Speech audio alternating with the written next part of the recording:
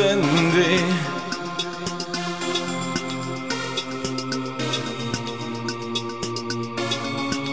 Sie hieß Cindy.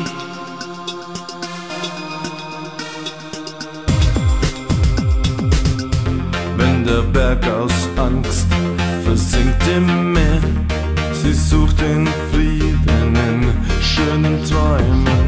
Wie würde es sein, wenn es anders wäre? Mit singenden Vögeln in hohen Bäumen.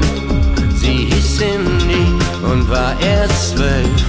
Ihr Schreien verstummte in dieser Welt. Man nahm ihr die Hoffnung,